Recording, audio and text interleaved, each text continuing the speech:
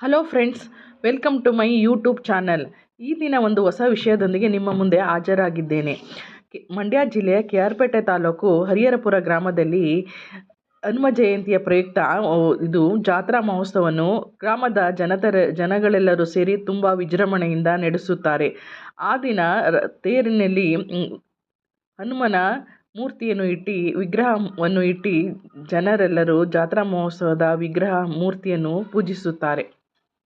ಹರಿಹರಪುರದಲ್ಲಿ ಆಂಜನೇಯ ಸ್ವಾಮಿ, ಮಾರಮ್ಮ, ಗಣಪತಿ, ವೆಂಕಟೇಶ್ವರ ದೇವಸ್ಥಾನ, ಮುತ್ತರಾಯ ಸ್ವಾಮಿ ಅಂದರೆ ಹನುಮನೇ ಎಂದು ಅರ್ಥ.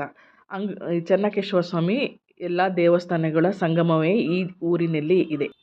ಈ ಊರಿನ ಅಕ್ಕಪಕ್ಕ ತರ್ನೇನಹಳ್ಳಿ, ಹೊಸಹೊಳಲು, ಬಂಡಿಹೊಳೆ, ವಿಠಲಾಪುರ, ಮಾಕ್ವಳ್ಳಿ ಮತ್ತು ತರ್ನೇನಹಳ್ಳಿ ಎಂಬ ಸುಮಾರು ಊರುಗಳ 7-8 ಊರುಗಳು ಸೇರಿ ಈ ಜಾತ್ರಾ ಮಹೋತ್ಸವಕ್ಕೆ ಅಲ್ಲಿನ ಜನಗಳೆಲ್ಲರೂ ಸೇರುತ್ತಾರೆ.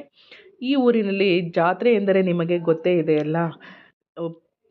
ಕಡಲೆಪುರಿ, ಬಟನ್ ಶಾವಿಗೆ, ಖರ್ಜೂರ ಎಲ್ಲವನ್ನು ಆ ದಿನ ಮಾರುತ್ತಾರೆ. ಈ ಊರಿನಲ್ಲಿ ಬ್ಯಾಂಕು, ಡೈರಿ ಅಂಗಡಿಗಳು ಎಲ್ಲ ಇರುತ್ತದೆ. ವಾರಕ್ಕೊಂದಿನ ಸಂತೆಯೂ ಸಹ ಇರುತ್ತದೆ. ಈ ಊರು ತುಂಬ ಮುಂದುವರಿದಿದೆ. ಹಳೆಯ ಕಾಲಕ್ಕೂ ಈ ಕಾಲಕ್ಕೂ ತುಂಬ ವ್ಯತ್ಯಾಸವಿದೆ. ಇಲ್ಲಿನ ಊರಿನ ಮುಖಂಡರೆಲ್ಲರೂ ಸೇರಿ ತಿಂಗಳಿಗೆ ಒಂದು ಸಾರಿ ಮೀಟಿಂಗ್ ಟೈಪು ಎಲ್ಲ ಸೇರಿ ಮಾತುಕತೆಯ ಮುಖಾಂತರ ಊರಿನ ಜನರು ಹಣವನ್ನು ಎಲ್ಲ ಹೊಂದಿಸಿ ಊರಿನ ಗ್ರಾಮಗಳ ಉದ್ಧಾರಕ್ಕಾಗಿ ಅವರ ಸೇವೆಯನ್ನು ಮುಡುಪಾಗಿಟ್ಟು ಊರನ್ನು ಇಂಪ್ರೂವ್ ಮಾಡಿದ್ದಾರೆ. ಇಲ್ಲಿ ಜಾತ್ರೆಯಲ್ಲಿ ತೇರು ಆವಾಗಲೇ ಬರ್ತಿತ್ತು. ನಾನು ಮನೆಯಲ್ಲಿ ನಂಟರುಗಳು ಇರುವುದರಿಂದ ಅಲ್ಲಿ ಬರಲು ಸಮಯವಾಯಿತು. ಈಗ ನೋಡಿ, ಜಾತ್ರೆಯಲ್ಲಿ ತೊಗಲುಗೊಂಬೆ ಗೊತ್ತಲ್ಲ. ತೊಗಲುಗೊಂಬೆ ಅಂದರೆ ಒಬ್ಬ ಮನುಷ್ಯನು ಮೇಲೆ ಗೊಂಬೆಯನ್ನು ಹಾಕಿ ಎತ್ತರವಾಗಿ ನಿಂತು ವಿಚಿತ್ರವಾದ ಬಟ್ಟೆಗಳನ್ನು ಹಾಕಿ ಬರ್ತಿರ್ತಾರೆ. ಅವನ್ನೆಲ್ಲ ನೋಡುತ್ತಿರ್ತಾರೆ. ಮತ್ತು ತೊಗಲುಗೊಂಬೆ ಆಟ, ತೇರನ್ನು ಎಳೆದರೆ ನಮಗೆ ಪುಣ್ಯ ಬರುತ್ತದೆ ಎಂದು ಎಲ್ಲ ಜನರು ತೇರನ್ನು ಎಳೆಯಲು ಮುಗಿಬೀಳುತ್ತಿರುತ್ತಾರೆ. ಈ ಜಾತ್ರೆಯಲ್ಲಿ ಜನಗಳ ಸಂಗಮವೋ ಇರುತ್ತದೆ. ಹೆಣ್ಣು ಮಕ್ಕಳು ಎಲ್ಲರೂ ಬೇರೆ ಊರಿನಿಗೆ ಮದುವೆಯಾಗಿ ಹೋದವರು ಎಲ್ಲ ಈ ದಿನ ಎಲ್ಲರೂ ಸಿಗುತ್ತಾರೆ. ಎಲ್ಲರನ್ನು ಮಾತನಾಡಿಸಿ ಅವರಗಳ ಕುಶಲೋಪರಿಯನ್ನು ನಾವು ವಿಚಾರಿಸಿಕೊಳ್ಳಬಹುದಾಗಿದೆ.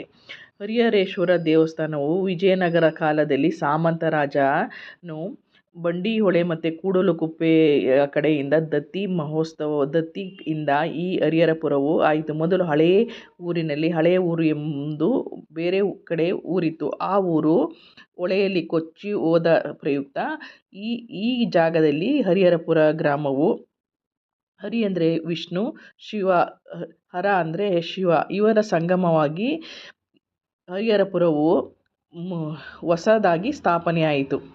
ಇದು ಮೇನ್ ರೋಡಲ್ಲಿ ಮುಖ್ಯ ರಸ್ತೆಯು ಈ ಊರಿನ ಮಧ್ಯಭಾಗದಲ್ಲಿ ಹೋಗುವುದರಿಂದ ಊರಲ್ಲಿ ವಾಸಿಸಲು ಜನಗಳಿಗೆ ಅಂಗಡಿ ಮತ್ತು ಸಂತೆ ಮತ್ತು ಬಸ್ಸಿನ ವ್ಯವಸ್ಥೆಯು ಸೌಲಭ್ಯವು ತುಂಬ ಚೆನ್ನಾಗಿದೆ. ಈ ಊರಿನಲ್ಲಿ ಇರುವ ಜನರು ತುಂಬ ಪುಣ್ಯವಂತರು ಎಂದು ನಾವು ಭಾವಿಸುತ್ತೇವೆ. ಏಕೆಂದರೆ ಎಲ್ಲ ಮಧ್ಯ ರೋಡಿನಲ್ಲೇ ಬಸ್ಸು ಊರಿನ ಮಧ್ಯದಲ್ಲೇ ಬಂದು ನಿಲ್ಲುವುದರಿಂದ ಮತ್ತು 10 ನಿಮಿಷಕ್ಕೂ ಒಂದೊಂದು ಬಸ್ಸು ವ್ಯವಸ್ಥೆ ಇದೆ.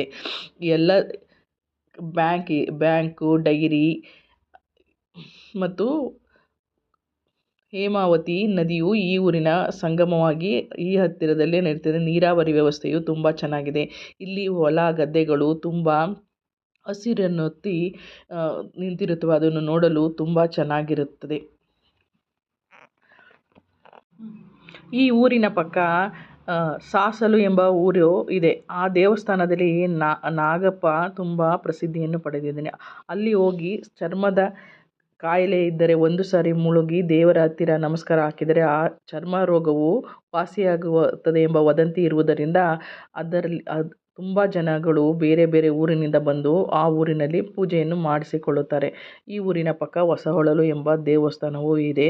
ಅಕ್ಕೆ ಹೆಬ್ಬಾಳು ಸಹ ಊರಿದೆ. ಆ ಊರಿನಲ್ಲೂ ದೇವಸ್ಥಾನಗಳು ಇದು ಏನಕ್ಕೆ ಇಷ್ಟೊಂದು ಪ್ರಾಮುಖ್ಯತೆಯನ್ನು ಪಡೆದಿದೆ, ಇಷ್ಟು ಬೇಗ ಎಷ್ಟು ಇಂಪ್ರೂವ್ ಆಗಿದೆ ಅಂತ ನಾನು ಯೋಚಿಸ್ತಾ ಇರ್ತೀನಿ. ನಾನು ಚಿಕ್ಕದ್ರಲ್ಲಿ ನೋಡಿದಾಗ ಯಾವ ರೀತಿ ಇತ್ತು, ಈಗ ಏನಕ್ಕೆ ಇಷ್ಟೊಂದು ಇಂಪ್ರೂವ್ ಆಗಿದೆ ಅಂತ ನಾನು ಯಾವಾಗಲೂ ಮನನ ಮಾಡ್ಕೋತಾ ಇರ್ತೀನಿ. ಏನಕ್ಕೆ ಅಂದರೆ ಎಷ್ಟು ದೇವರುಗಳಿದೆ, ಆ ದೇವರುಗಳಲ್ಲೂ ಈ ಊರಿನಲ್ಲೇ ನೆಲೆಸಿರುತ್ತಾರೆ. ಭಕ್ತರಿಗೆ ಕನಸಿನಲ್ಲಿ ಬರುವುದೋ ಅಥವಾ ಅಂದುಕೊಳ್ಳುವುದೋ ಅಥವಾ ಊರಿನ ಮುಖಂಡರೆಲ್ಲರೂ ಅಥವಾ ಯುವಕರುಗಳು, ಈ ಊರಿನ ಯುವಕರು ತುಂಬ ಚಾಣಾಕ್ಷತನದಿಂದ ಎಲ್ಲವನ್ನು ಮತ್ತು ಫುಟ್ಬಾಲ್ ಪಂದ್ಯವನ್ನು ಸಹ ಏರ್ಪಡಿಸಿರುತ್ತಾರೆ. ಕಬಡ್ಡಿಯನ್ನು ಆಡುತ್ತಾರೆ. ಎಲ್ಲದರಲ್ಲೂ ತುಂಬ ಮುತುವರ್ಜಿಯಿಂದ ತಮ್ಮ ಎಲ್ಲ ಕೆಲಸವನ್ನು ಮಾಡಿ ಊರಿನ ಅಭಿವೃದ್ಧಿಗೆ ಶ್ರೇಯೋಭಿಲಾಷೆಯಾಗಿ ನಿಂತು ತನ್ನ ತನು ಮನ ಧನವನ್ನು ಎಲ್ಲ ಅರ್ಪಿಸಿ ಊರನ್ನು ತುಂಬ ಮುಂದುವರಿಯಲು ಕಾರಣ ಆಗಿದ್ದಾರೆ ಎಂದು ಯೋಚಿಸಿರ್ತೇನೆ.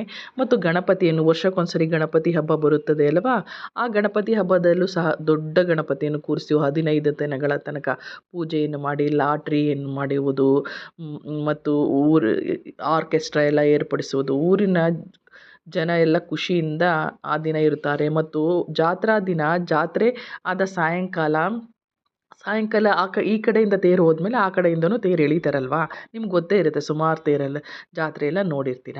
ಆ ದಿನ ಸಾಯಂಕಾಲ ಊರಿನಲ್ಲಿ ಇರುವರ ಕಲಾಭಿಮಾನಿಗಳು ಅಂದರೆ ಅವ್ರ ಅಪ್ಪ, ಅವ್ರ ತಾತ ಮುತ್ತಾತರೆಲ್ಲ ನಾಟಕ ಮಾಡ್ತಿರ್ತಾರಲ್ವ, ಇವ್ರಿಗೂ ಅದೇ ಹ್ಯಾಬಿಟ್ ಬಂದಿರುತ್ತೆ, ಬಿಹೇವಿಯರು ಎಲ್ಲ ಅವ್ರಿಗೆ. ಮತ್ತು ಅದರಿಂದ ಅವರು ನಾಟಕಗಳನ್ನ ಆಡ್ತಾರೆ. ಜಾತ್ರೆ ದಿನ ಸಾಯಂಕಾಲ ನಾಟಕನೂ ಸಹ ಆಗಿರುತ್ತದೆ. ನೋಡಿ ಫ್ರೆಂಡ್ಸ್, ನನಗೆ ಗೊತ್ತಿರೋ ಮಾಹಿತಿ ಎಲ್ಲನೂ ತಪ್ಪು ಒಪ್ಪುಗಳೆಲ್ಲನೂ ನೀವು ನೋಡಿ ನನ್ನ ಚಾನಲನ್ನು ಸಬ್ಸ್ಕ್ರೈಬ್ ಮಾಡಿ. ಇನ್ನೂ ಹೊಸ ವಿಷಯದೊಂದಿಗೆ ನಿಮ್ಮ ಮುಂದೆ ಹಾಜರಾಗಿದ್ದೇನೆ. ನನ್ನನ್ನು ಪ್ರೋತ್ಸಾಹಿಸಿ, ಲೈಕ್ ಮಾಡಿ, ಕಾಮೆಂಟ್ ಮಾಡಿ. Thank you friends.